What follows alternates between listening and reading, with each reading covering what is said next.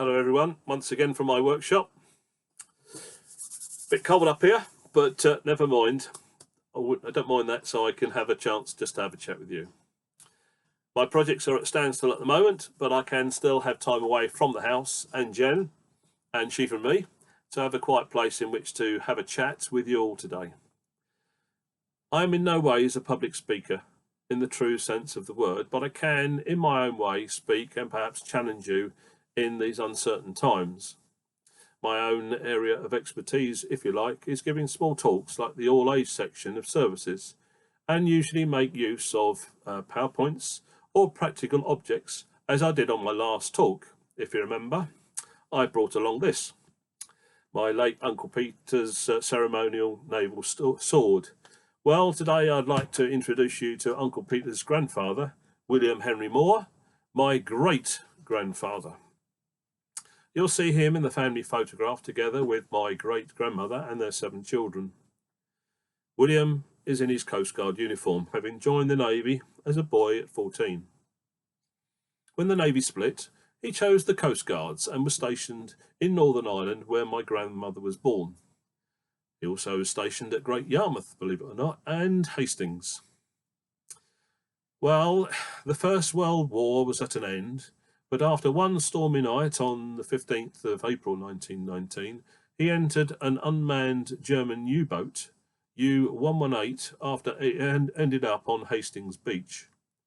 Unfortunately, he breathed in noxious gas and developed lung issues. He was transferred to Porthleven in Cornwall, but a short time later his condition worsened and he passed away, aged just 52 years. He was buried at Porthleven in the churchyard there. So as such, I never met him. His naval grave marker is inscribed at the bottom, God is love, 1 John 4:16. And we have known and believed the love that God hath to us. God is love, and he that dwelleth in love dwelleth in God, and God in him. I was moved reading that standing by his grave on a day in July 2011 when I was in Porthleven searching out his grave marker. Although I'd never met him, I realised we were joined not only through human blood, but by the blood of Christ. Family history has been made popular through the BBC Who Do You Think You Are programme, which has followed the path of celebrities as they discover theirs. The most surprising was Danny Dyer, for those of you who know him from EastEnders, finding that he was blood related to William the Conqueror. Yes, Danny Dyer being related to royalty. For several years I have been tracing mine, and what a fascinating journey it's been. For those of you who have tried it will know how frustrating it can be, but at other times bewildering yet rewarding. I may not be related to royalty, but I am connected by marriage to a well-known and much used slogan by the production company MGM, creators of James Bond and many others. The link is the lion. Anyway, that's perhaps for another time. So, where am I going with this? You're probably thinking at this stage. Well, during the period of Advent, I came across similar biblical family genealogies contained in my readings and had never really considered them before. So I paused and pondered. The Bible is full of genealogy.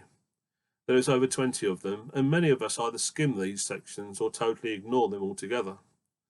So, what is their relevance? 2 Timothy 3 verse 16 says, all scripture is God-breathed and is useful for teaching, rebuking, correcting and training in righteousness. That being the case, they must have some significance. There must be something we can learn from them. Firstly, these records help to substantiate the Bible's historical accuracy. They record the actual physical existence of characters in the Bible. Many of these characters link up through their lineage. The Bible is not just made up of a jumble of unconnected characters just to make a story. It shows the actual existence of Adam and of his actual descendants. We learn through the Bible and the many different writers of those descendants, their good points and bad. By knowing these family histories, we understand that the Bible is far from a mere story or parable for how we should live our lives. It is authentic and it is historical truth. These genealogies also confirm prophecy. In the Old Testament, the Messiah was prophesied to come from the line of David, as we read in Isaiah 11.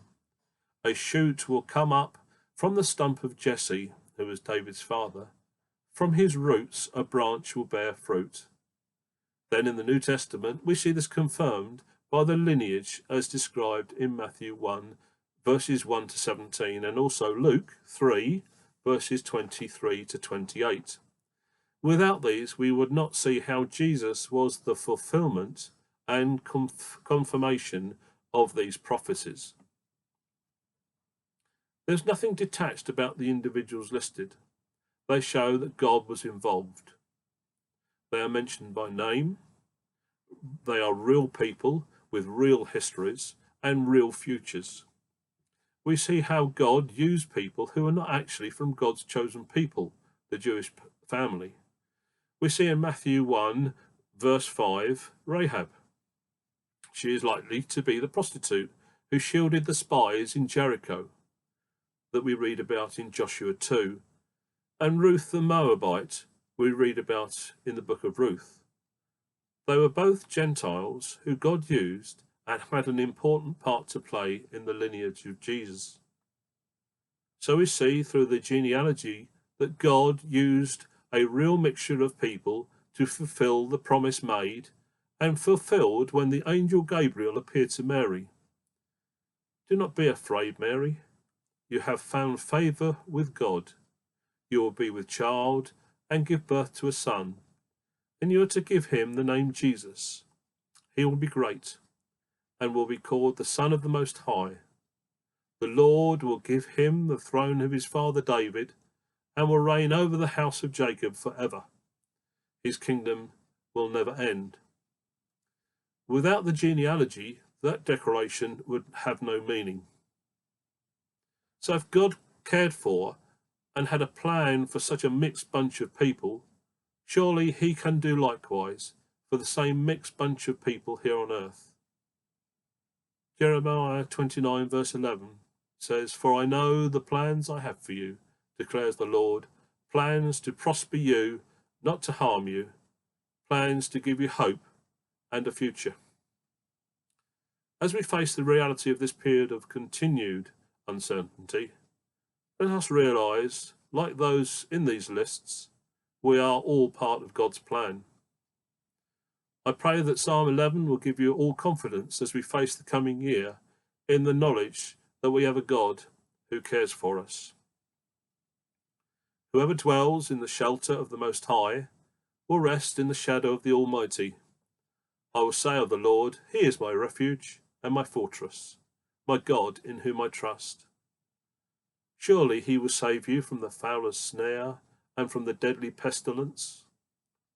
He will cover you with his feathers, and under his wings you will find refuge.